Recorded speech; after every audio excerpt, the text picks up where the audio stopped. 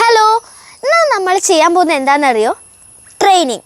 അതെ, ഒരു പ്ലാന്റിനെ വളർന്നു വരുന്നതിൻ്റെ ഇടയ്ക്ക് ബുഷായിട്ട് വളരാൻ വേണ്ടിയാണ് ഈ ട്രെയിനിങ് ചെയ്ത് കൊടുക്കുന്നത്. അപ്പോൾ നമുക്ക് ചെയ്യാലോ.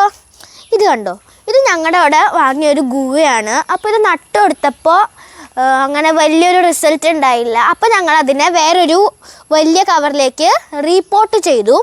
അപ്പോൾ ഇത് കണ്ടോ, ഇവിടെ ചെറിയ ചെറിയ മുളകൾ വന്നു. അപ്പോൾ നമുക്ക് അതിന് നേരം പോലെ വളരാൻ വേണ്ടി നമുക്കൊന്ന് ഇവിടെ നിന്നൊക്കെ ഒന്ന് കട്ട് ചെയ്ത് കൊടുക്കണം. ഈ പ്രോസസ്സിൻ്റെ പേരാണ് ട്രെയിനിങ്. അപ്പോൾ നമുക്ക് ചെയ്യാം. ആദ്യം തന്നെ നമുക്കിതാ ഈ കാലിയായി കിടക്കുന്ന ബ്രാഞ്ചസൊക്കെ ഒന്ന് കട്ട് ചെയ്ത് കൊടുക്കാം കേട്ടോ. കുറച്ച് ആ പ്ലാന്റ് കുറച്ച് കയറ്റി വേണം കേട്ടോ നമ്മളത് കട്ട് ചെയ്യാൻ. അതിനെ കട്ട് ചെയ്തു. ഇവിടെ ഇപ്പോൾ ഇതാ നമുക്ക് അടുത്ത ബ്രാഞ്ചും കൂടെ ഒന്ന് കട്ട് ചെയ്യാം.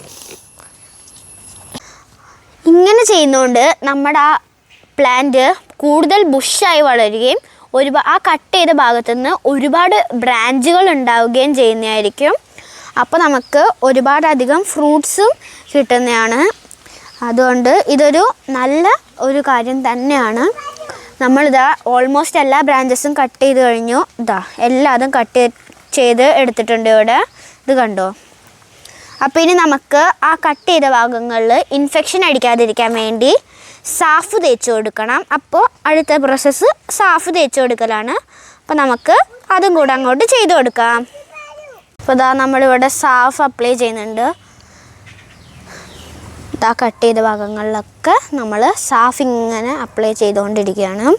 ഈ സാഫ് തേക്കുന്നതുകൊണ്ടുള്ളൊരു ബെനിഫിറ്റ് ഈ ഇൻഫെക്ഷൻ ഒന്നും വരില്ല കേട്ടോ. ഈ പ്ലാന്റിൽ കട്ട് ചെയ്ത ഭാഗങ്ങളിലും ഒക്കെ നമ്മൾ സാഫ് തേച്ച് കൊടുത്തിട്ടുണ്ട്. ഇത് കണ്ടോ. എവിടെയെങ്കിലും ഉണങ്ങിയ ഭാഗങ്ങളുണ്ടെങ്കിൽ അവിടെയും കൂടി ഇതൊന്ന് ആക്കി അപ്ലൈ ചെയ്ത് കൊടുക്കണം കേട്ടോ. എല്ലാവിടെയും സാഫ് നന്നായി തന്നെ അപ്ലൈ ചെയ്ത് കൊടുത്തു.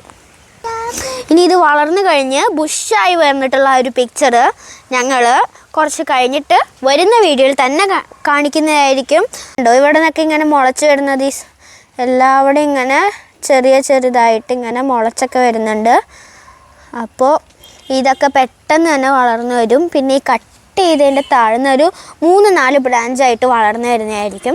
അപ്പോൾ ഇത് നല്ല ബുഷായി നിൽക്കും. അപ്പോൾ ഞങ്ങൾക്ക് ഒരുപാട് ഫ്രൂട്ട്സ് ഉണ്ടാക്കാൻ പറ്റും. അതൊക്കെ ഞങ്ങൾ വരുന്ന വീഡിയോയിൽ കാണിക്കുന്നതായിരിക്കും കേട്ടോ. ഇഷ്ടപ്പെട്ടാൽ സപ്പോർട്ട് ചെയ്യാൻ മറക്കരുതേ. Tata, bye bye.